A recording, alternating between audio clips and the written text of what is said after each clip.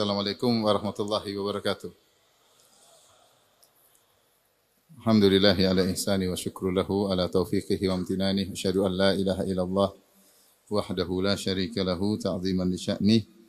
Wa asyhadu anna Muhammadan abduhu wa rasuluh da'ila ridwanih. Allahumma salli alaihi wa ala alihi wa ashabihi wa ikhwani. Hadirin dan hadirat yang dirahmati oleh Allah Subhanahu wa taala. Pada kesempatan kali ini kita akan bahas bagaimana kita menjalin hubungan yang terbaik dengan pencipta kita Allah Subhanahu wa taala. Kita tahu banyak orang yang memperhatikan bagaimana hubungan dia, interaksi dia dengan sesama manusia, ya. Bagaimana dia bisa menjadi istimewa di tengah-tengah manusia, menjadi pusat perhatian, dipuji, disanjung, dan bagaimana dia bisa berinteraksi yang menguntungkan dia, ya. Sehingga sampai-sampai ada namanya fannut ta'amul, yaitu seni berinteraksi dengan sesama, ya. Tentunya hal ini adalah baik seorang berusaha agar dia bisa berinteraksi yang baik sesama manusia, ya. Dan Rasulullah SAW juga mengajarkan hal ini dengan dalam banyak hadis-hadisnya. Bagaimana seorang berinteraksi dengan orang tuanya, dengan istrinya, dengan anaknya, dengan tetangganya, dengan kawannya, ya. Dan ini tentu hal yang baik jika diniatkan karena Allah Subhanahu wa taala. Tetapi yang lebih baik daripada itu, yang lebih penting, bagaimana interaksi kita dengan Allah Subhanahu wa taala. Bagaimana hubungan kita dengan Allah Subhanahu wa taala. Karena siapa yang interaksinya dengan Allah, hubungannya baik, maka sungguhnya Allah akan memudahkan dia untuk bisa menjalin hubungan baik dengan sesama manusia. Inilah wasiat yang sering disampaikan oleh para salaf. Di antaranya diriwayatkan dari Imam kota Mekah di zamannya, yaitu Sufyan ibn Uyainah rahimahullahu ta'ala. Beliau berkata, Kanal ulama'u fima madha yaktubu ba'duhum ila ba'din ha'ula'il kalimat. Dahulu para ulama saling mengirim surat di antara mereka, yaitu mengingatkan di antara mereka, dan mereka para ulama. Ini pembahasan di kalangan para ulama, bukan di kalangan orang awam. Mereka saling mengingatkan, dan mereka mengingatkan beberapa nasihat. Apa nasihat tersebut yang mereka saling mengingatkan? Bahkan mereka menulis surat satu dengan yang lainnya. Man aslaha sariratahu aslahullahu alaniyatahu. Siapa yang memperbaiki apa yang tersembunyi pada dirinya, yaitu hubungan dia ketika dia tatkala bersendirian, ternyata dia seorang yang baik, aslahullahu ala niyatahu, maka Allah akan perbaiki yang zahir darinya. Kalau yang batin darinya, yang tersembunyi darinya dia perbaiki, maka Allah akan memperbaiki yang lahir darinya atau yang tampak darinya. Nasihat yang pertama. Yang kedua, man aslaha ma bainahu wa bainallah, aslahullahu ma bainahu wa bainan nas. Siapa yang perbaiki hubungan antara dia dengan Allah Subhanahu wa taala, maka Allah akan membuat baik hubungan antara dia dengan manusia. Dan ini yang kita bahas, ya. Memperbaiki hubungan kita dengan Allah Subhanahu wa taala, maka niscaya Allah akan memperbaiki hubungan dia dengan manusia. Yang ketiga, wa man amila li akhiratihi kafahullahu amra dunyahu. Siapa yang beramal untuk akhiratnya, niscaya Allah akan mencukupkan perkara dunianya.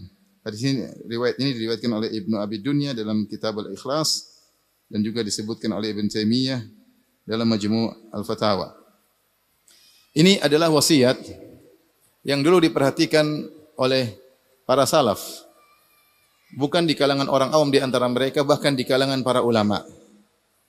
Ini tiga perkara yang penting. Bagaimana dia berusaha baik ketika bersendirian, baik ketika tidak ada orang yang melihatnya, batinnya baik, maka niscaya Allah akan memperbaiki zahirnya di hadapan manusia. Yang kedua, siapa yang memperbaiki hubungan dia dengan Allah, maka Allah akan perbaiki hubungannya dengan manusia.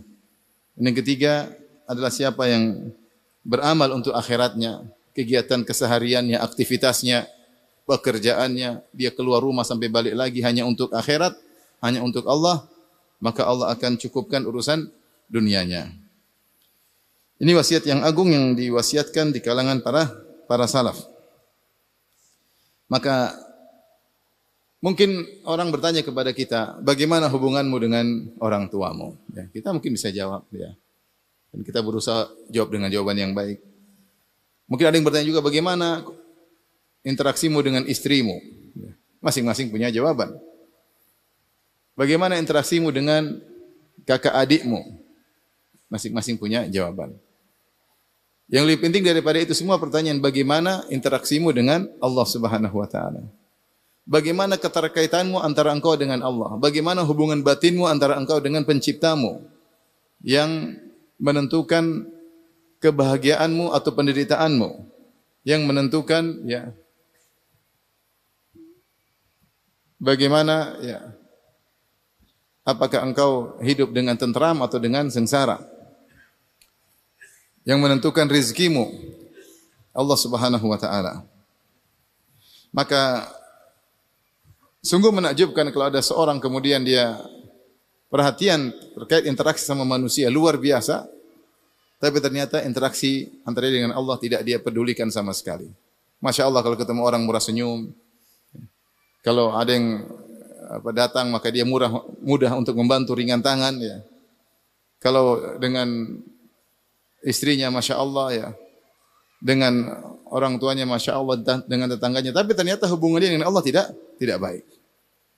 Ini adalah hal yang sungguh merugikan orang tersebut. Maka kita semua malam ini berusaha untuk belajar memperbaiki hubungan kita dengan Allah Subhanahu wa taala, agar hidup kita tentram di dunia, terlebih lagi di alam barzakh, terlebih lagi di akhirat kelak.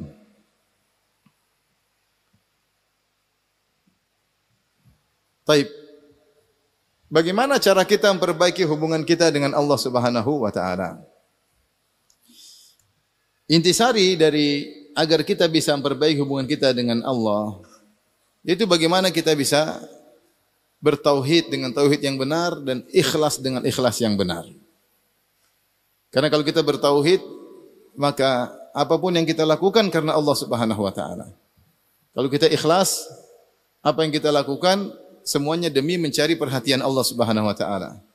Kalau saya boleh kasih judul kajian kita malam ini, saya mungkin kasih judul bagaimana cari muka sama Allah Subhanahu wa taala. Kalau saya boleh kasih judul dengan judul yang mungkin mudah dipahami. Kita terbiasa cari muka sama manusia, cari muka sama kerabat, cari muka sama tetangga, cari muka sama publik, ya. Cari muka sama masyarakat. Sekarang kita belajar gimana cari muka sama Allah Subhanahu wa taala. Bagaimana Allah lebih perhatian kepada kita sehingga hubungan kita semakin baik, ya. Kalau hubungan kita baik, Allah lebih perhatian sama kita. Nah, ini yang mau kita bahas. Gimana cara yang tepat agar kita bisa cari perhatian Allah Subhanahu wa taala. Karena kalau orang sudah hubungannya kuat dengan Allah, selalu dia ingat Allah Subhanahu wa taala.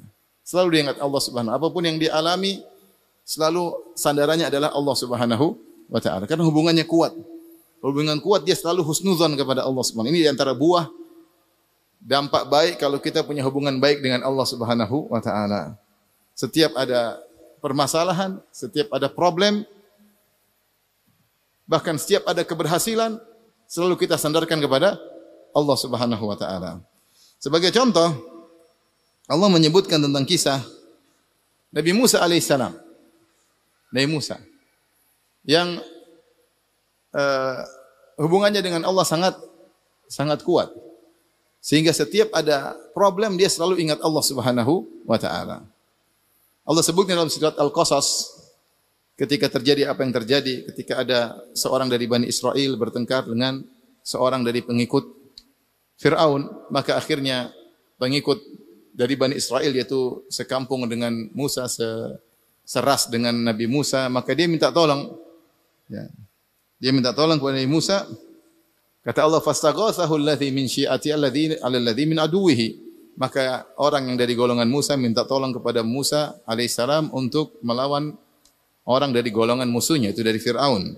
Fawakazahu Musa faqadha alaihi. Maka Nabi Musa pun mukulnya, akhir orang itu pun meninggal dunia. Situ Nabi Musa langsung ketika dia salah, langsung dia ingat Allah Subhanahu wa taala. Allah abadikan. Ketika Allah berkata, "Fawakazahu Musa faqadha alaihi." Nabi Musa memukul dia tidak bermaksud untuk membunuhnya. Tapi Musa alaihissalam terlalu kuat orangnya. Terlalu kuat ya. Makanya disebutkan dalam kisah ketika beliau alaihissalam mandi, kemudian dia taruh bajunya di atas batu, kemudian batunya pergi bawa bajunya, maka dia pun kejar batu tersebut. Dia berkata, ya hajar thawbi, wahai hajar batu, bajuku, jangan pergi. Namun batu tersebut tetap berjalan. Akhirnya Musa alaihissalam memukul batu tersebut, dia kejar, dia pukul dengan mungkin 6 atau 7 pukulan, sehingga nampak bekas pukulannya di batu. Luar biasa. Kapalan tangannya terbekas di batu. Kalau kita mukul batu, ada bekas batu di tangan kita ya. Maksudnya Nabi Musa sangat kuat. Dan para ulama mengatakan dia tidak bermaksud membunuh orang tersebut. Sehingga dia dikategorikan dosa kecil. Karena dia tidak sengaja. Dia tidak sengaja, ternyata orang tersebut meninggal. Tapi dia langsung bertobat ketika itu, kembali kepada Allah. Langsung dia berkata, ya, hadza min amali syaitan. Ini dari perbuatan syaitan. Innahu aduun mudhillun mubin. Sungguhnya adalah musuh dan penyesat yang nyata.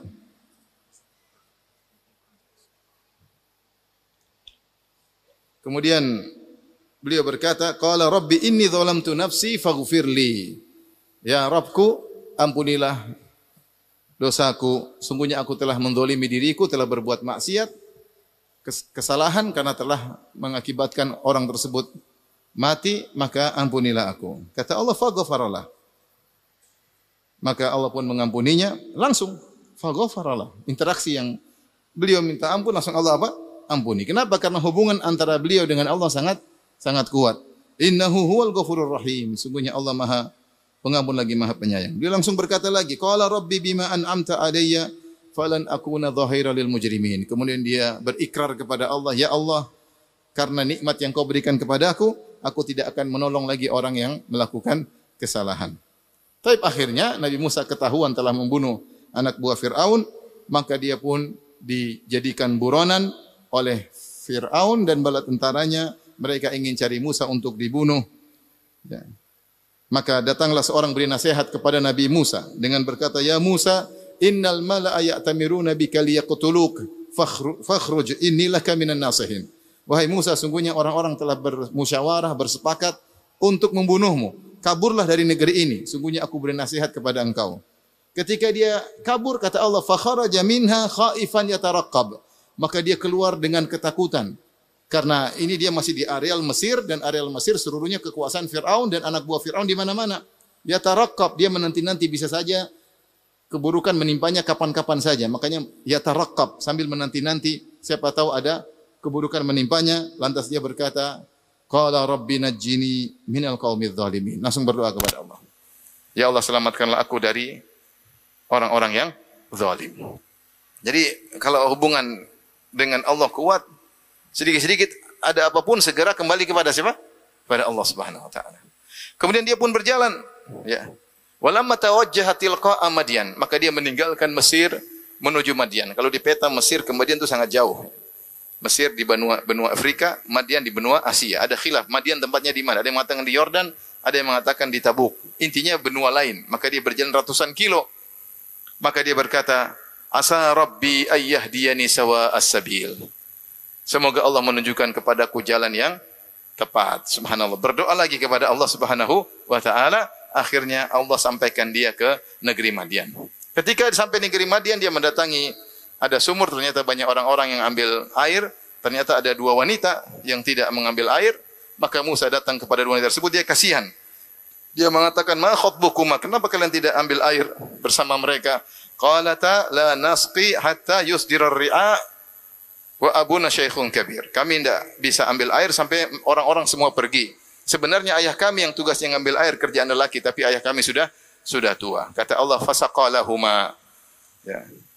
Maka Musa pun mengambil air untuk mereka berdua. Tsumma tawalla ila dhil, dan dia pun bernaung di bawah sebuah pohon karena dia kelaparan. Karena tadi dia kabur dari Mesir, tidak bawa bekal, langsung kabur. Tidak bawa bekal, tidak naik kendaraan, sampai disebutkan beliau makan daun-daun sampai nampak warna hijau di tubuhnya karena banyak daun yang beliau makan. Kemudian beliau di bawah naungan pohon beliau berkata, Rabbi inni lima anzalta ilayya min khairin faqir. Ya Allah, sungguh aku ini sangat fakir, sangat butuh akan kebaikan yang kau berikan kepadaku. Kembali lagi kepada siapa? Allah. Berdoa kepada Allah. Maka Allah kabulkan. Ternyata Nabi Musa lapar. Dalam sebagian riwayat, sebagian salaf menafsirkan Nabi Musa minta roti kepada Allah Subhanahu wa taala. Akhirnya benar diundang makan sama wanita yang ditolong tadi, maka datanglah wanita tersebut, faja'athu ihdahuma tamshi ala istihya, maka datanglah salah seorang wanita tersebut datang malu-malu, kemudian berkata, "Ya Musa, wahai Musa, sungguhnya ayahku mengundangmu, inna abi yad'uka liyajziyaka ajra ma saqaita lana." Sungguhnya ayahku mengundangmu untuk memberi ganjaran karena kau telah membantu kami mengambil air. Akhirnya Musa pun datang, kemudian ngobrol sama ayahnya. Akhirnya wanita ini tertarik dengan berkata, "Wahai ayahanda, istajirhu." Jadikanlah Musa pekerja. Engkau kan sedang mencari tukang kebun. Inna khairu man istajarta al-qawiyul amin. Sebaik-baik orang yang kau jadikan pekerja adalah yang kuat dan amanah. Akhirnya ayahnya menawarkan pekerjaan. Qala inni uridu an unkihaka ihda badataina hataini ala an ta'juruni thamaniya hijaj. Wahai Musa, aku ingin menikahkan engkau. Bukan dikerjakan saja, tapi langsung dinikahkan. Ya. Mumpung ada orang soleh, kapan lagi dapat ketemu orang soleh? Sementara putri-putrinya masih jomblo, jomblowati. Maka dia berkata, aku ingin nikahkan engkau dengan salah satu dari dua putriku ini. Dengan syarat kau jadi tukang kebun, ngurus kambing selama 8 tahun. Thamaniya hijaj. Fa in atmamta ashran famin indik. Kalau ternyata kau kerja sampai 10 tahun terserah engkau. Wa ma uridu an asyqa alaik. Aku tidak ingin merepotkan engkau. Satajiduni insyaallahu minas salihin. Kau akan dapati aku orang yang baik. Jadi Musa kalau mau nikah sama putriku suruh kerja jadi tukang kebun berapa tahun? 8 tahun. Berat atau ringan? Berat atau ringan? Ringan ya. 8 tahun bayar mahar. Tapi Musa alaihissalam terima. Ya. Ini dalil bahwasanya akad pernikahan itu akad yang sakral. Sampai Musa rela menghabiskan waktunya 8 tahun, bahkan kata para ulama 10 tahun untuk membayar mahar tersebut. Kata Nabi Musa alaihissalam, qala dzalika baini wa bainak. Ini antara aku dengan engkau. Ayyamal ajalaini qadaitu fala udwana alai. Ya. Satajiduni insyaallah wallahu ala ma naqulu wakil. Kata Nabi Musa, mana yang saya lakukan, apakah 8 tahun atau 10 tahun, ya, maka itu terserah saya, ya. Kemudian kata Nabi Musa, wallahu ala ma naqulu wakil. Allah yang menjadi saksi, menjadi perwakilan atau tempat kita bersandar atas apa yang kita sepakati. Kembalikan lagi kepada siapa? Allah Subhanahu wa taala. Demikianlah seorang yang hubungannya baik dengan Allah Subhanahu wa taala, dalam masalah apapun selalu Allah. Kenapa dia bisa demikian? Karena dia sangat mudah husnudzon kepada Allah Subhanahu wa taala. Karena selama ini hubungan dia dengan baik dengan Allah Subhanahu wa taala.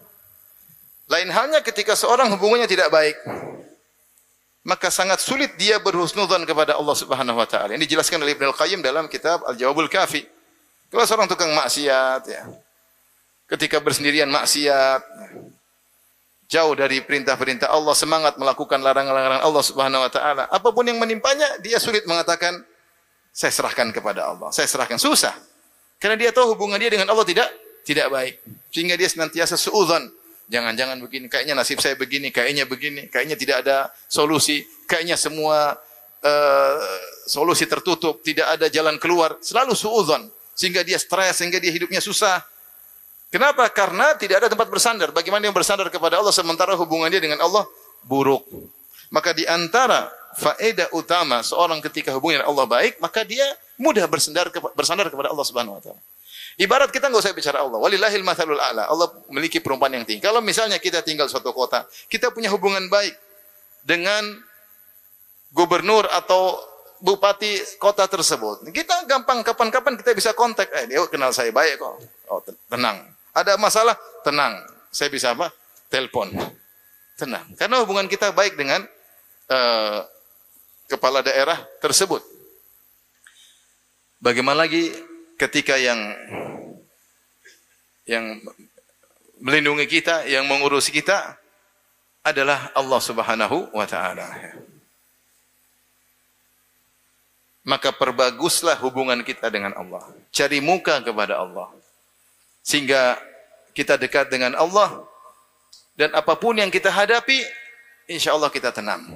Kenapa? Hubungan saya dengan Allah baik, insyaallah. Selalu berdoa, berzikir, ya, dekat dengan Allah, berusaha mengenal Allah Subhanahu wa taala. Kita merasa diperhatikan oleh Allah Subhanahu wa taala. Ini menjadikan hidup menjadi tenteram, tenang dan bahagia sebesar apapun permasalahan yang kita hadapi.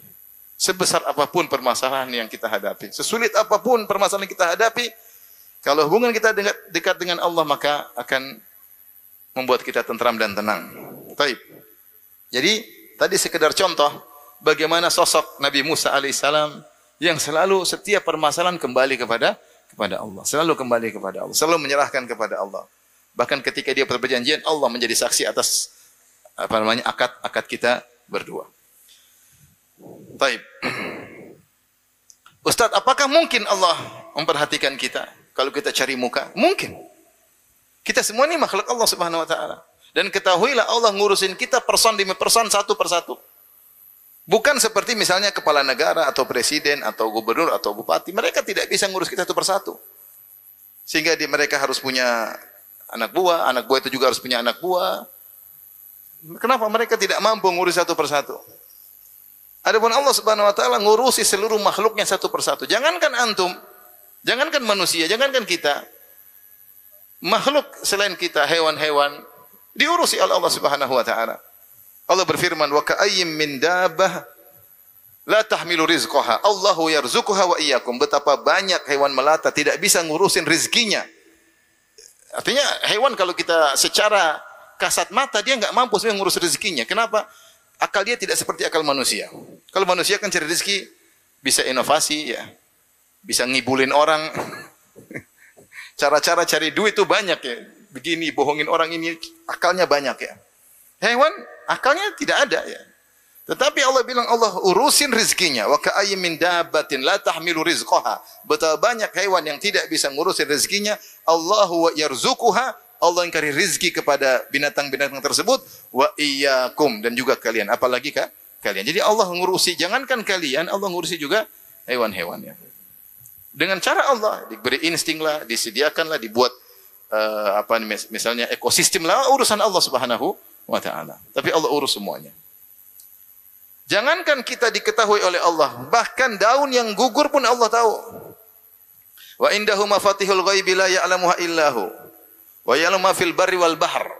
Wa ma tasqutu min waraqatin illa ya'lamuha. Kata Allah Subhanahu wa taala, di sisinya adalah ilmu gaib. Tidak ada yang mengetahui ilmu gaib tersebut kecuali Allah Subhanahu wa taala. Dan Allah mengetahui ma fil bar, semua yang di dataran, di daratan Allah tahu semuanya. Semua yang di daratan. Hewan, benda mati, batu, tumbuh-tumbuhan, semua Allah tahu. Wa fil bahri, dan semua yang di lautan Allah pun tahu. Kerang-kerang, hewan-hewan, ikan-ikan, semua Allah tahu. Tumbuh-tumbuhan, rumput laut Allah tahu semuanya. Sampai Allah mengatakan wa ma tasqutu min waraqatin illa ya'lamuha. Tidak ada satu daun pun yang jatuh kecuali Allah tahu. Daun di atas muka bumi ini ada berapa, ikhwan? Ada yang pernah hitung? Daun sangat banyak. Pohon aja sangat banyak. Satu pohon berapa daunnya? Setiap daun Allah tahu person-person satu daun demi daun. Kenapa? Karena semua itu ciptaan Allah, dan Allah berkata, "Ala ya'lamu man khalaq." Bukankah yang menciptakan tahu tentang apa yang diciptakannya? Bukankah kreator tahu tentang kreasinya? Itulah Allah Subhanahu wa taala. Dengan demikian Allah ngurusi kita person demi person. Allah berfirman, "Afaman huwa qa'imun ala kulli nafsin bima kasabat." Apakah sama seperti Allah Subhanahu wa taala yang mengurusi qa'imun ala kulli nafsin, mengurusi setiap jiwa atas apa yang dia lakukan. Allah mengurusi satu demi satu. Kita ini diurus satu demi satu. Apa kata Al-Baghawi? Ai hafidhuha wa razikuha wa alimun biha wa mujaziha bima amilat. Allah yang menjaga setiap jiwa, Allah yang memberi rezeki setiap jiwa, Allah yang mengerti tetap setiap jiwa, dan Allah akan memberi balasan baik atau buruk bagi setiap jiwa. Ini perkataan Al-Baghawi dalam tafsirnya.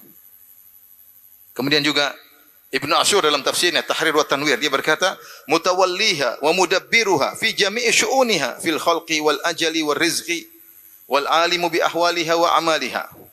Dialah Allah Subhanahu wa taala yang mengurusin setiap jiwa, yang mengaturnya dalam segala urusannya, baik dalam penciptaannya, penentuan ajalnya, rezekinya, dan Allah tahu kondisi seluruh kondisinya, dan Allah tahu seluruh amal perbuatannya. Jadi Allah mengurusi satu demi satu. Saya beberapa waktu yang lalu ada orang awam tanya sama saya, Ustaz, saya ditanya sama orang, kamu ngapain berdoa terus? Allah belum tentu dengar doamu. Allah belum tentu ngurusin kamu. Kamu siapa? Subhanallah. Bikin orang juga akhirnya enggak mau apa? Berdoa. Iya, emang saya siapa ya? Ya, saya ciptaan Allah. Saya bilang itu salah. Karena Allah ngurusin kita satu demi satu. Allah mengetahui makhluknya satu demi satu. Beda dengan saya kata di para penguasa. Para penguasa, pemimpin dosa penguasa, pemilik perusahaan. Dia punya anak buah 10.000. Dia nggak bisa ngurus satu demi satu. Nggak bisa mendengar curhatan 10.000 orang tersebut. Mau mendengar. Tapi kalau dia mau dia kabur. Dia butuh direksi butuh ini.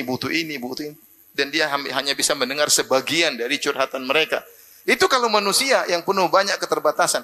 Tapi Allah Subhanahu wa taala saya bilang jangankan antum Bapak, hewan saja Allah urusin. Jangankan antum Bapak bagaimana Allah tidak dengar doa antum sementara daun jatuh saja Allah urusin. Kenapa saya sampaikan ini? Agar kita yakin bahwasanya kita ini bisa cari muka sama Allah. Jangan kita pikir, saya ini siapa sih? Emang saya kalau puasa, kalau baca Quran, emang Allah tahu, emang Allah ngurusin saya. Allah ngurusin kita satu person demi person, satu demi satu. Sampai ada orang yang tidak diduga, dikenal ternyata terkenal di sisi Allah. Contoh siapa? Uwais Al-Qarani. Uwais Al-Qarani kata Nabi sallallahu alaihi wasallam, khairut tabi'in, sebaik-baik apa? Tabi'in. Uwais Al-Qarani tidak terkenal. Bahkan dituduh yang tidak oleh kaumnya. Tetapi Allah kenal Uwais. Allah kabarkan kepada Nabi dan Nabi kabarkan kepada Umar. Kata Nabi kepada Umar, wahai Umar, akan ada seorang dari pasukan Yaman namanya Uwais dari Qaran, dari Murad. Carilah dia. Kalau kau ketemu dia, minta agar dia doakan engkau agar kau diampuni oleh Allah Subhanahu wa taala. Sungguhnya dia dulu punya penyakit baros di sekujur tubuhnya. Kemudian dia berdoa, maka disembuhkan kecuali seukuran dirham di bagian perutnya. Dan dia punya ibu dan dia berbakti. Subhanallah. Akhirnya Umar setelah wafatnya Nabi, Umar jadi khalifah. Idza jaa amdad min ahli Yaman. Kalau ada pasukan datang dari Yaman, pasukan tambahan untuk berjihad, maka Umar tanya, "Afikum Uwais?" Adakah kalian seorang namanya Uwais? Cari sampai ketemu. Akhirnya ketemu Uwais. Ini Uwais. Umar bertanya, "Kau Uwais Al-Qarani dari Murad?" "Iya, Amirul Mukminin." "Dulu kau punya ibu, terus kau berbakti sama dia." Dia kaget. "Ini kok tahu dari mana?" "Dulu kau punya penyakit, terus kau berdoa disembuhkan oleh Allah." "Dari mana Anda tahu?" Dia kaget. Karena selama ini dia sembunyikan. Dia tidak pernah publish di YouTube atau di Facebook. "Saya ini loh dulu sakit kemudian sembuh karena saya berdoa, saya wali Allah, doa saya dikabul." Enggak juga. Dia juga enggak pernah juga. Dia diam-diam aja. Bahkan ketika dia berdoa, dia minta kepada Allah agar tidak disembuhkan secara total. Dia ingin disisakan. Agar dia selalu ingat dia dulu pernah sakit. Agar dia tidak lupa dengan nikmat Allah. Karena manusia suka lupa dengan nikmat Allah Subhanahu wa ta'ala. Maka dia sampai heran, dari mana Anda tahu? Yang kasih tahu Umar siapa? Rasulullah. Yang kasih tahu Rasulullah siapa? Allah. Berarti Allah ngurusin seorang makhluk di ujung sana, di Yaman, yang tidak ada yang ngurusin dia, tidak terkenal di kalangan masyarakat, tapi Allah urusin dia satu demi satu.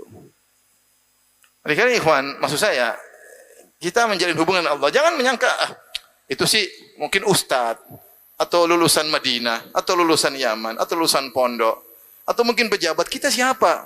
Apa Allah ngelihat kita? Apa Allah ngurusin kita? Kita bilang jangan ente, daun aja diurusin sama siapa? Allah.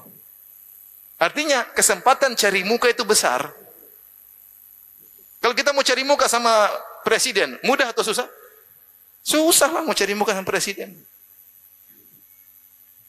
Cari muka sama ustadz aja susah. Apalagi sebagian ustadz ada ring satunya, ada ring duanya, tambah susah lagi. Tapi kalau mau cari muka sama Allah, terbuka untuk siapa saja. Siapa mau cari muka bisa. Mau Anda pejabat, mau orang kaya, mau orang miskin, mau ganteng, mau setengah ganteng, mau cantik, kurang cantik ya. Mau punya duit, enggak punya duit. Kalau mau cari muka, pintu terbuka selebar-lebarnya. Dan Allah mengatakan dalam hadis qudsi, ya, man taqarraba ilayya shibran taqarrabtu ilaiha dzira'an. Siapa yang mendekatkan dirinya kepadaku sejengkal, aku akan mendekat kepadanya sehasta. Usaha manusia sedikit, Allah balas dengan lebih. Dan itulah asyakur. Dialah Allah asyakur, yang maha berterima kasih kalau bahasa kita. Artinya kita lakukan sedikit, balasannya jauh lebih banyak.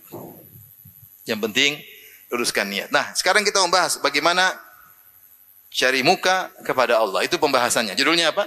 Bagaimana cari muka kepada Allah Subhanahu wa taala. Baik. Di antara cara untuk mencari muka kepada Allah Subhanahu wa taala, ya,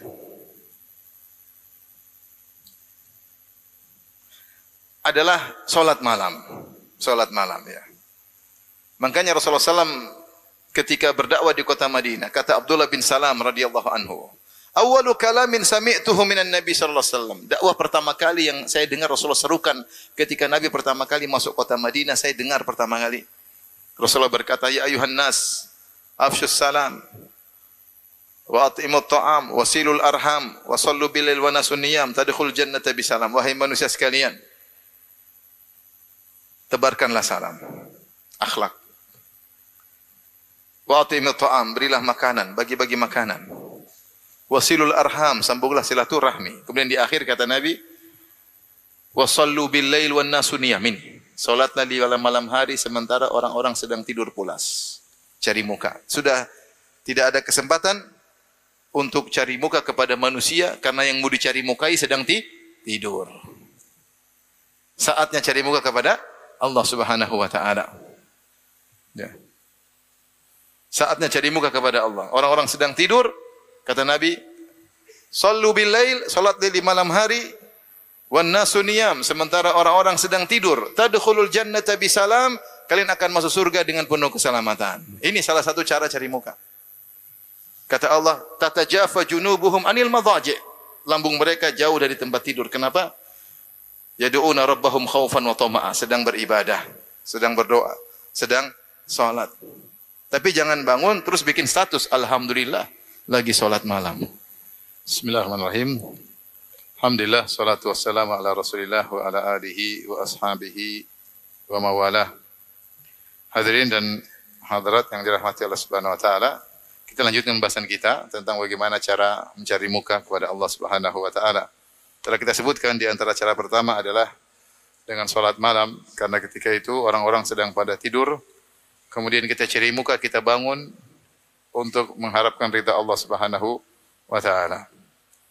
Dan orang seperti ini sangat diperhatikan oleh Allah Subhanahu wa taala. Makanya ketika Allah menceritakan tentang orang kafir, Allah bandingkan dengan orang beriman, yang Allah contohkan orang yang salat malam. Dalam surat Az-Zumar, kata Allah Subhanahu wa taala, "Amman huwa qanitun ana al-laili sajida wa qa'iman yahdharul akhirah wa yarju rahmata rabbih. Qul hal yastawi alladhina ya'lamuna wal ladzina la ya'lamun." Setelah Allah sebut tentang orang kafir sebelumnya, Allah katakan, apakah sama dengan orang mukmin yang bangun malam, berdiri, sujud, yang takut dengan akhirat dan berharap rahmat Allah Subhanahu wa taala. Kemudian Allah tutup lagi, apakah sama orang berilmu dengan orang tidak berilmu? Jawabannya tidak sama. Yang Allah contohkan untuk dijadikan komparasi antara orang kafir, orang beriman, orang mukmin, yang Allah contohkan orang yang salat malam, yang sedang cari muka kepada Allah Subhanahu wa taala.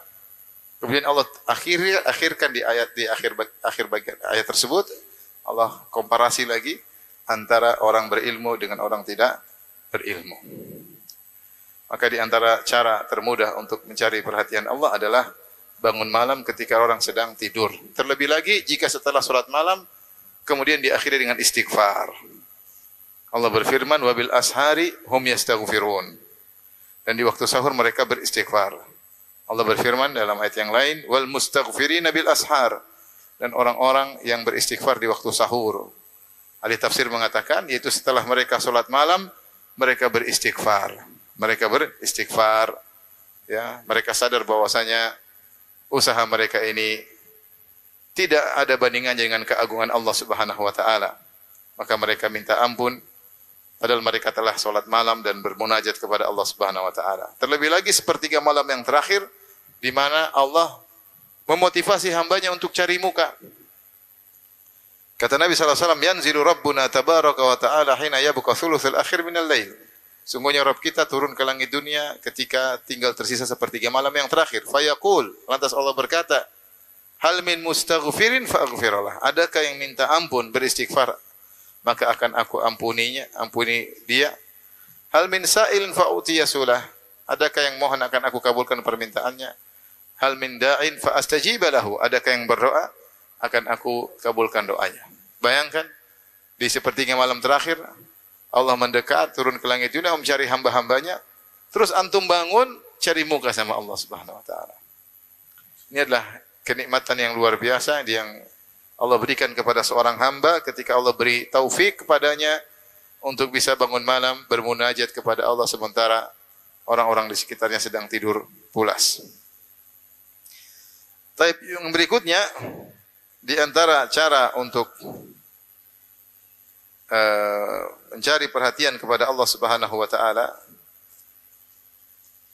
adalah dengan banyak berzikir kepada Allah Subhanahu wa taala. Banyak berzikir, banyak ingat Allah. Karena Allah mengatakan, "Fadhkuruni adzkurkum."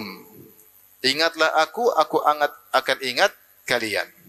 Jadi kalau kita ingin diingat-ingat, disebut-sebut Allah secara spesifik, maka berzikir kepada Allah Subhanahu wa taala. Kita cari muka kepada Allah agar kita disebut-sebut Allah dengan banyak berzikir kepada Allah. Fadhkuruni, zikirlah kepadaku, azkurkum, aku akan menyebutmu. Dalam hadis yang sahih kata Nabi sallallahu alaihi wasallam, wa ana ma'ahu, kata Allah dalam hadis qudsi, wa ana ma'ahu hina yadhkuruni. Aku senantiasa bersamanya jika dia berzikir kepadaku, jika dia mengingatku. Fa in dzakarani fi nafsihi dzakartuhu fi nafsi. Kalau dia mengingatku dalam jiwanya, aku akan mengingatnya pada jiwaku. Wa in dzakarani fi mala'in, kalau dia berzikir kepadaku di hadapan sekelompok orang, dzakartuhu fi mala'in khairin, maka aku akan menyebutnya di depan golongan yang lebih baik, itu golongan para malaikat.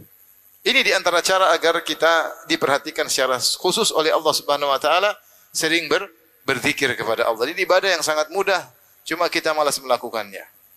Apa susahnya kita berkata subhanallah walhamdulillah wala ilaha illallah wallahu akbar? Apa susahnya kita berkata la haula wala quwata illa billah? Apa susahnya kita berkata astaghfirullah astaghfirullah astaghfirullah astaghfirullah? Apa susahnya kita berkata ya subhanallah bihamdi subhanallah azim subhanallah bihamdi subhanallah azim? Apa susahnya? Apa susahnya kita subhanallah subhanallah subhanallah? Cuma kita tidak melakukannya. Oleh karenanya ketika seorang minta wasiat kepada Nabi SAW, Rasulullah SAW berkata, la yazalu lisanuka rotban min dzikrillah. Senantiasa lisanmu basah dengan berzikir kepada Allah. Maka saya nasihat diri saya pribadi dan juga kepada hadirin hadirat agar tidak buang-buang waktu kalau kita lagi sendirian, lagi naik motor, lagi naik kendaraan. Jangan lupa kita berzikir, astagfirullah, astagfirullah, astagfirullah. Bisa enggak sambil masak, sambil istighfar? Bisa. Astagfirullah, astagfirullah, bisa. Bisa enggak nyetir sambil istighfar? Bisa. Astagfirullah, astagfirullah. Apalagi pas lihat astagfirullah. Astagfirullah. Jangan alhamdulillah. Bisa. Bisa. Bisa. Artinya kita bisa nyambi sambil beraktivitas zikir kepada Allah. Ibadah yang sangat pahalanya banyak. Setiap kita ingat Allah, yakinlah Allah ingat kita. Secara spesifik. Ini di antara cara cari muka kepada Allah Subhanahu wa taala.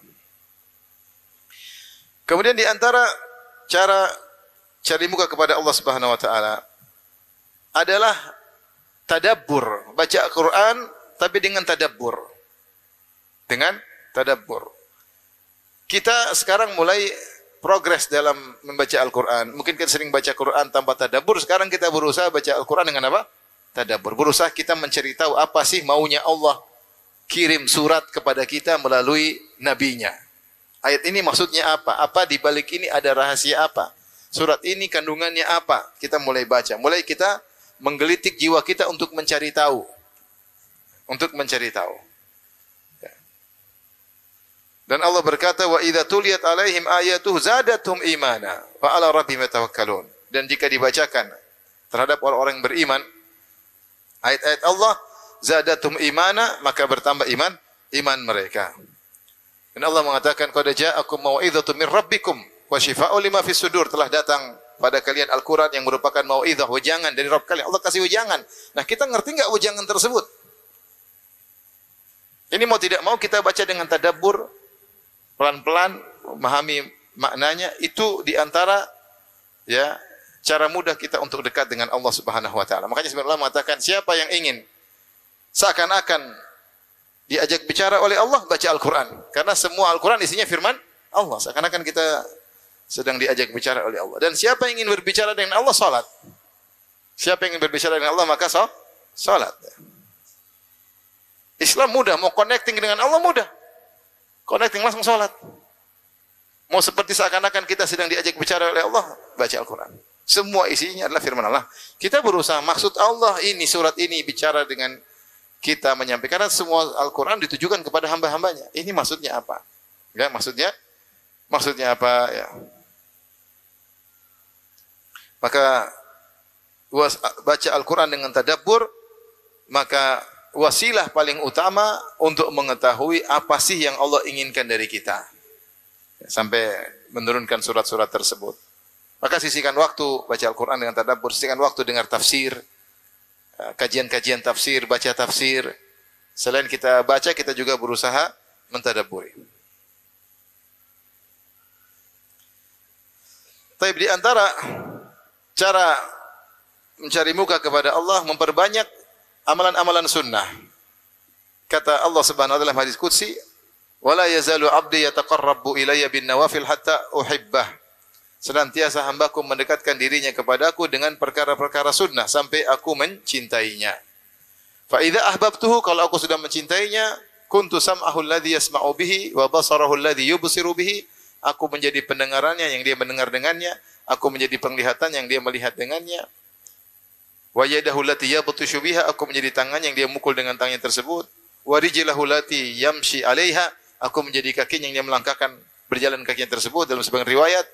Wa lisanahu alladhi yantiqu bihi, aku menjadi lisan yang dia berkata dengan lisan tersebut.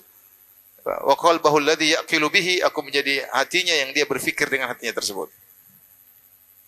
Maksudnya kata para ulama, yaitu Allah beri taufik kepada dia hamba ini, karena Allah beri perhatian khusus sehingga Allah jaga matanya, dia tidak sembarang melihat. Kalau melihat yang buruk dia langsung istighfar. Allah menjaga telinganya, dia tidak betah mendengar hal-hal yang tidak baik. Allah menjaga kakinya, Allah menjaga tangannya, Allah menjaga hatinya sehingga dia tidak berfikir yang tidak baik. Berusaha berfikir yang bermanfaat. Allah menjaga lisannya sehingga dia tidak mengucapkan kata-kata yang tidak bermanfaat atau kata-kata yang mendatangkan kemurkaan Allah. Kapan Allah jaga itu? Allah jaga dia, Allah bimbing dia ketika dia dicintai oleh Allah. Kalau Allah sudah mencintai seorang, berarti Allah perhatian sama dia, berarti ada perhatian khusus. Kapan dia dicintai oleh Allah? Ketika dia banyak melakukan amalan-amalan sunnah. Nah, kita belajar, kita menamakan diri kita ahlu sunnah, yaitu orang yang suka melakukan sunnah Nabi SAW. Maka jangan sepelekan sunnah-sunnah keseharian. Berusaha kita hidup di atas sunnah. Ya. Mau tidur jalankan sunnah, mau toilet jalankan sunnah, keluar rumah baca doa, keluar selalu menjalankan sunnah. Sunnah di rumah seperti apa, keseharian seperti apa, berusaha menjalankan sunnah. Terkait dengan puasa sunnah, terkait dengan sholat sunnah, terkait dengan sedekah sunnah. Berusaha. Semakin banyak perkara sunnah yang kita lakukan, semakin dicintai oleh Allah Subhanahu wa taala. Ya. Oleh karenanya ini butuh belajar, dan ketika kita niatkan jalankan sunnah agar dicintai oleh Allah Subhanahu wa taala. Sampai seorang salaf, kalau tidak salah Sufyan Ats-Tsauri berkata, "Ini stata'ta alla tahuka ra'saka illa bisunnah faf'al." Kalau kau mampu tidak menggaruk kepala kecuali ada sunnahnya. Kalau seandainya ada sunnahnya, Nabi kalau garuk kepala caranya begini, ikuti kalau memang ada. Sehingga setiap kita melakukan sesuatu, kita ingat Nabi SAW yang menyuruh kita untuk menjalankan sunnahnya, dan Allah yang menyuruh kita untuk mengikuti sunnah Nabi SAW. Qul in kuntum tuhibbunallah fattabi'uni. Katakanlah wahai Muhammad kepada mereka, kalau kalian cinta kepada Allah, maka ikutilah aku. Yuhibbukumullah, niscaya Allah akan mencintai kalian. Timbul pertanyaan, kenapa kalau mengikuti sunnah Nabi dicintai oleh Allah? Jawabannya mudah. Karena yang paling tahu apa yang dicintai oleh Allah adalah Nabi Muhammad SAW. wasallam. Yang paling tahu apa yang dicintai oleh Allah adalah Nabi sallallahu alaihi wasallam. Ketika kita mengikuti sunnah Nabi, berarti kita melakukan apa yang dicintai oleh Allah. Kalau kita melakukan apa yang dicintai oleh Allah, maka Allah akan mencintai kita. Maka tidak usah sepelekan sunnah. Dalam segala hal, sunnah kita perhatikan dalam akhlak, dalam berpakaian, dalam adab. Kita tidak melalaikan atau meremehkan sunnah apapun. Semakin banyak sunnah kita kerjakan, semakin diperhatikan oleh Allah Subhanahu wa taala dan hubungan kita semakin baik dengan Allah Subhanahu wa taala. Baik. Di antara cara mencari muka kepada Allah Subhanahu wa taala ini juga banyak berdoa. Orang yang paling banyak berdoa adalah Nabi Muhammad sallallahu alaihi wasallam. Coba cari buku tentang kumpulan doa. Banyak atau tidak? Banyak. Nabi setiap kegiatannya berdoa. Dan Allah telah berfirman, "Wa idza sa'alaka ibadi anni fa inni qaribun ujibu da'watad da'i idza da'an." Jika hamba-hambaku bertanya kepada engkau tentang aku, katakanlah aku sangat dekat, aku mengabulkan orang yang berdoa kepadaku. Yaitu Allah sangat dekat dengan orang yang berdoa kepada Allah Subhanahu wa taala. Maka kalau kita ingin dekat dengan Allah, sering berdoa. Sering mengantungkan hati kita, connecting. Bukankah kalau kita berdoa, kita connecting dengan Allah? Iya, kita connecting. Maka berusaha belajar doa-doa keseharian. Praktekan.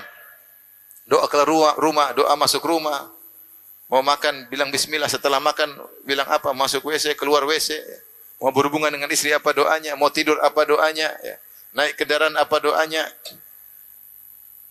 Ketika masuk suatu negeri, apa doanya? Doa. Mau safar, apa doanya? Pulang dari safar, apa doanya? Menyungguh orang sakit, apa doanya? Ketika mengantar jenazah sampai di kuburan, apa doanya? Apa yang berusaha selalu berdoa kepada Allah Subhanahu wa taala. Dan saya bilang kalau kita lupa, minimal kita bilang apa? Bismillah. Kalau lupa, bilang bismillah.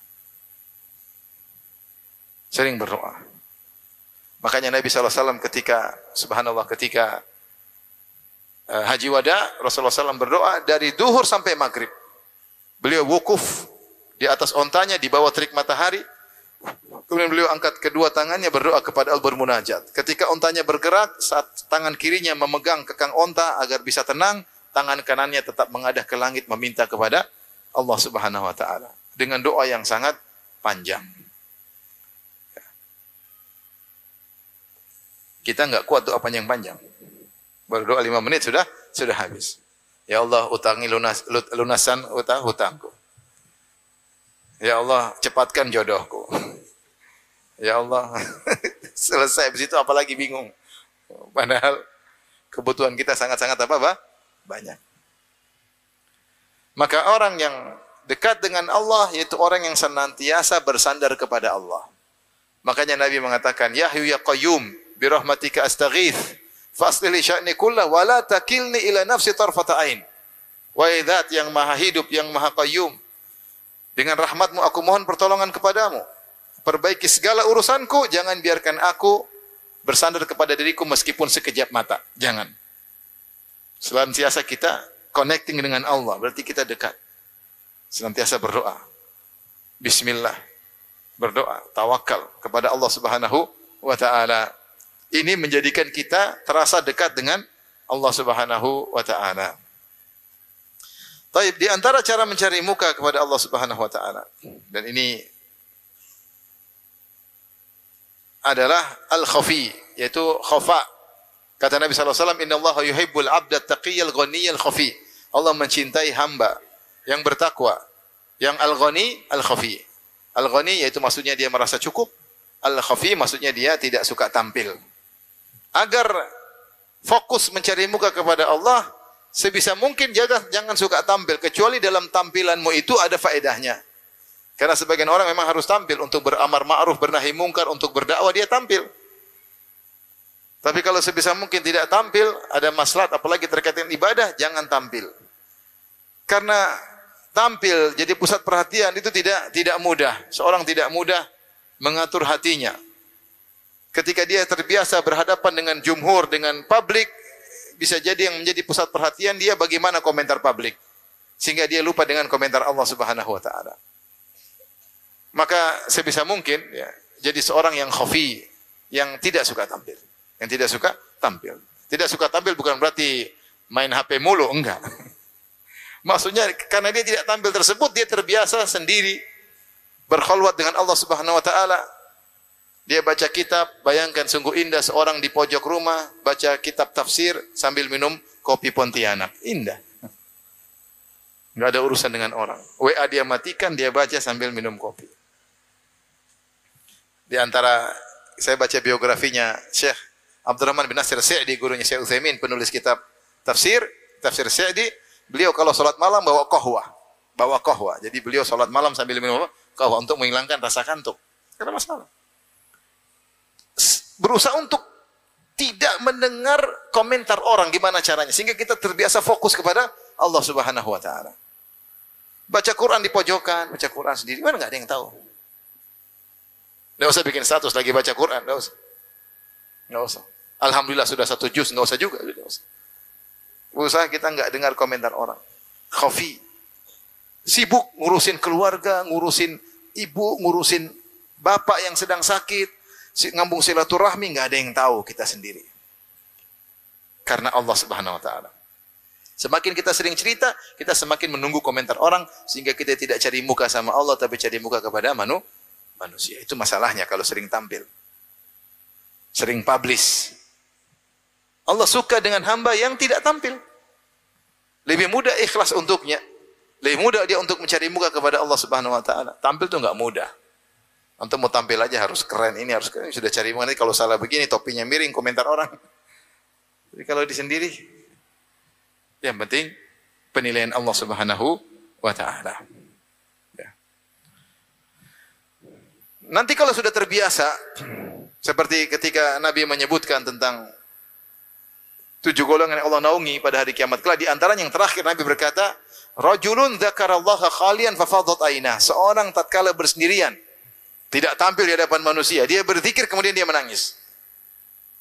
Berarti murni dia tidak menunggu komentar manusia, dia sedang connecting dengan Allah, dia ingat Allah, ingat keagungan Allah, ingat dosa-dosanya, dia sedang connecting kemudian dia menangis. Ini orang dimuliakan oleh Allah. Sampai kata Hafiz Ibnu Hajar rahimahullah dalam Fathul Bari, seandainya dia pun berzikir di hadapan banyak orang, kemudian dia menangis, namun dia mengkondisikan dirinya karena dia sudah terbiasa seperti itu, dia tidak peduli dengan komentar manusia, maka sama saja. Maksudnya Ibnu Hajar mengatakan jika dia sudah terbiasa seperti itu, di rumah bersendirian nangis, suatu saat dia lagi berzikir di hadapan manusia, tetap sama. Karena dia sudah terbiasa mencari muka kepada siapa? Allah. Tapi kalau di depan orang nangis, di rumah tidak pernah nangis, ini masalah. Ini masalah. Ya. Berarti dia nangis dulu, sebenarnya karena siapa dia nangis? Di luar aja depan orang nangis-nangis, di dalam rumah enggak nangis. Ini dia di rumah dia nangis. Dan suatu saat kalau dia ternyata di depan orang pun dia berzikir sambil nangis, ternyata dia ikhlas, dia bisa memfokuskan antara dia dengan Allah saja, maka sama hukumnya ketika dia sendiri. Kenapa? Dia sudah terbiasa mencari muka kepada Allah Subhanahu wa taala. Maka seorang suka hobi untuk beribadah sendirian. Latih diri. Hobi. Baca Quran sendiri, ya. Berzikir dalam kesendirian. Baca kitab dalam kesendirian, ya. Menikmati kesendirian, berkhulwat bersama Allah Subhanahu wa taala. Latih diri karena Allah mencintai hamba yang demikian.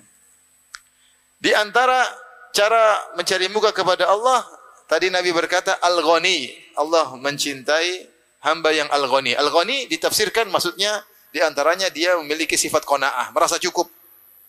Merasa cukup. Dia tunjukkan kepada Allah, ya Allah, aku ridha dengan apa yang kau berikan. Aku qanaah. Aku merasa cukup. Aku merasa cukup. Ini mencari muka kepada Allah. Apa yang Allah tetapkan, apa yang Allah takdirkan kepada dia, dia merasa cukup. Dia ridha dengan pemberian Allah Subhanahu wa taala. Itulah di makna al-ghani, yaitu ghina nafs. Laisal ghina an kathratil arad wa innamal ghina ghina nafs. Bukanlah kekayaan dengan banyaknya aset, tetapi kekayaanlah kaya hati. Ini kita butuhkan sekarang. Kita butuh kaya hati. Benar tidak kita berusaha cari nafkah, cari rizki, tapi kita qanaah. Apa yang Allah berikan itu, ya sudah, saya ridha dengan pemberian Allah hari ini, saya ridha dengan keuntungan hari ini, saya ridha dengan keputusan Allah, ternyata saya rugi hari ini, ridha. Dan itu membuat Allah mudah mencintai seorang seorang hamba, Allah memperhatikan dia karena dia ridho dengan segala keputusan Allah Subhanahu wa taala. Bahkan ketika terkena musibah, maka dia ridho dengan keputusan Allah Subhanahu wa taala. Dia berkata, alhamdulillah ala kulli hal. Allah mencintai hamba seperti ini. Kenapa kita mudah ridho kepada keputusan Allah? Karena kita merasa alhamdulillah hubungan kita dengan Allah baik. Kita mudah husnudzon. Coba kalau kita hubungannya jelek dengan Allah. Maksiat. Diam-diam nonton film Korea. Sudah episode ke-72.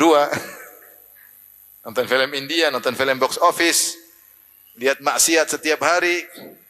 Tengah malam bangun. Bukannya sholat malam, teriak, gol. Anak-anak sampai kebangun. Abi, ngapain Bi? Selalu kita lakukan. Ya. Kalau kita buang-buang waktu, ya, waktu yang istimewa kita tidak gunakan dengan baik, ya, susah kita ridho. Malah kita suudzon. Kenapa begini, kenapa begitu, kenapa begini. Maka penting kita dekatkan diri kita kepada Allah. Yang terakhir, ikhwan, yang mau saya sampaikan pada kesempatan kali ini. Jadi di antara perkara yang sangat berat. Cari muka dengan Allah, kepada Allah, dengan membuat orang marah. Cari muka kepada Allah dengan membuat manusia apa? Marah. Meskipun konsekuensinya orang marah sama kita. Diriwayatkan, kataba Muawiyah ila Aisyah. Muawiyah radhiyallahu anhu ketika dia sebagai pejabat, entah sebagai gubernur atau dia sebagai khalifah, Amirul Mukminin. Dia tulis surat kepada Aisyah radhiyallahu anha, Ummul Mukminin. Dalam suratnya dia mengatakan, uktubi ilayya kitaban. Tolong tuliskan surat kepadaku wahai ibunda Aisyah. Tusini bihi wala tukthiri. Berilah wasiat kepadaku dalam surat tersebut dan jangan banyak-banyak wasiatnya. Dia ingin wasiat ringkas bermanfaat. Surat dari seorang khalifah atau seorang pejabat kepada rakyat. Yang diminta adalah seorang wanita sangat mulia, sangat faqihah, yaitu siapa? Aisyah radhiyallahu taala anha, istri Nabi sallallahu alaihi wasallam. Maka fakatabat, Aisyah menjawab surat Muawiyah. Singkat dia mengatakan salamun alaik, yaitu waalaikumsalam. Amma ba'du, kemudian daripada itu, fa inni sami'tu Rasulullah sallallahu alaihi wasallam yaqul. Kasih satu hadis pendek. Sungguhnya aku mendengar Rasulullah sallallahu alaihi wasallam bersabda, "Man iltamasa ridallahi bi sakhatin nas, kafallahu mu'natan nas." Siapa yang mencari keridhaan Allah dengan kemurkaan manusia, maka Allah mencukupkan dia dari urusan manusia. Wa man iltamasa ridhan nas bi sakhatillah, wakalallahu ta'ala ilan nas. Dan siapa yang mencari keridhaan manusia dengan kemurkaan Allah, maka Allah serahkan urusannya kepada manusia. Waalaikumsalam, selesai. Subhanallah. Siapa yang mencari keridhaan Allah dengan kemurkaan manusia. Ini berat. Apa kata netizen? Apa kata netizen? Apa kata audiens? Apa kata orang? Udahlah, enggak usahlah. Sering kita pertimbangan. Kecuali memang dia pertimbangan karena maslahat dakwah. Tapi kalau dia takut perkataan manusia, ini repot. Terkadang seorang mencari muka kepada Allah dengan mengucapkan kebenaran meskipun dibenci oleh masyarakat. Di antara contohnya siapa yang cari muka dengan begitu? Siapa? Nabi Ibrahim alaihissalam cari masalah.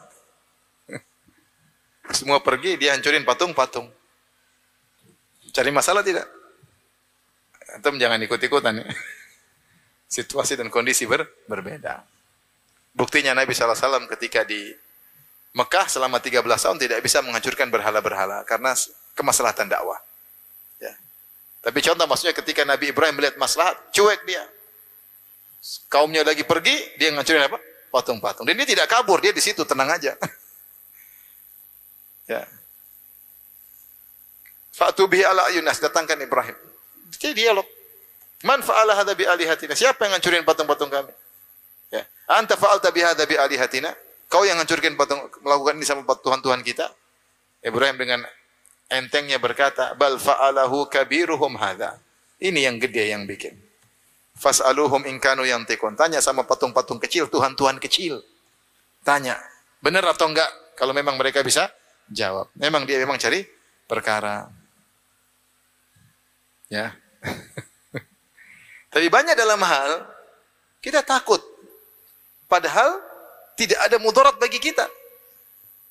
Yang penting semuanya butuh dengan dapat hikmah dan kebijakan. Bijak dan hikmah. Tapi maksud saya di antara cara mencari muka kepada Allah adalah mencari keridhaannya meskipun orang-orang pada marah. Tatkala kita mengucapkan kebenaran dengan hikmah, dengan bijak, dengan kita pertimbangkan maslahat dan mudarat, maka saat itu Allah akan memperhatikan kita, ridha dengan kita.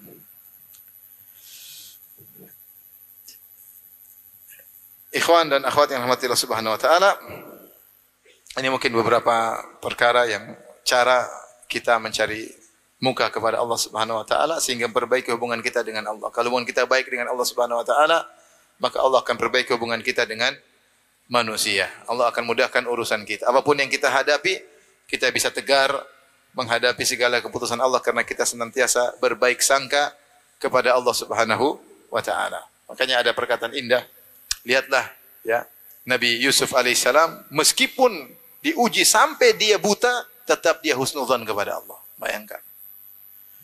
Nabi Yakub alaihissalam diuji sampai buta atau tidak? Sampai buta. Berapa lama berpisah Nabi Yakub dengan Nabi Yusuf? Khilaf di kalangan para ahli tafsir. Ada yang mengatakan 15 tahun, ada yang mengatakan 40 tahun, ada yang mengatakan 80 tahun. Belasan tahun minimal.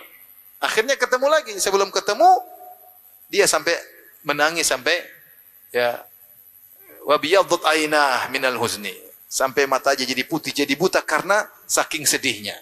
Di tengah-tengah kesedihan seperti itu, dia tetap husnudzan kepada Allah Subhanahu wa taala. Dia mengatakan asallahu ayyatiyani bihim jami'an.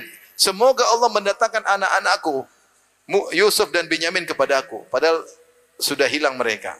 Kemudian dia mengatakan ya bani yadhhabu fatahassasu min Yusuf wa akhihi. Wahai anak-anakku, ayo pergi lagi cari Yusuf dan Binyamin. Wala tayasu min rauhillah, jangan putus asa dari rahmat Allah. Innahu la yayasu min rauhillah ilal qaumul kafirun. Sungguhnya tidak ada yang putus asa dari rahmat Allah kecuali orang kafir. Yakub mengatakan demikian sementara matanya buta karena sedih. Tetap husnudzan kepada Allah. Kenapa bisa demikian? Karena hubungan dia dengan Allah sangat luar biasa. Wa a'lamu minallahi ma la ta'lamun. Dia berkata, wahai anak-anakku, aku tahu apa yang kalian tidak tahu. Aku punya hubungan khusus dengan siapa? Allah Subhanahu wa taala. Kata Allah, wa innahu ladzu ilmin lima 'allamna. Sungguh dia punya ilmu tentang apa yang kami ajarkan kepadanya. Allah muji Nabi Yakub alaihissalam. Demikian saja ikhwan dan akhwat rahmatillah Subhanahu wa taala. Semoga Allah memberikan ridhonya kepada kita semua. Semoga Allah mengampuni dosa-dosa kita. Semoga Allah menjadi kita orang yang bertakwa tatkala di depan masyarakat ataupun dalam kesendirian. Nas'aluka khasyataka fil ghaibi wasyahadah. Dan semoga Allah kumpulkan kita di surga kelak sebagaimana Allah kumpulkan kita di masjid yang mulia ini. Wallahu taala alam bisawab. Wallahu taala alam bisawab. Demikian saja yang saya sampaikan, kurang lebih saya mohon maaf. Wabillahi taufiq wal hidayah. Assalamualaikum warahmatullahi wabarakatuh.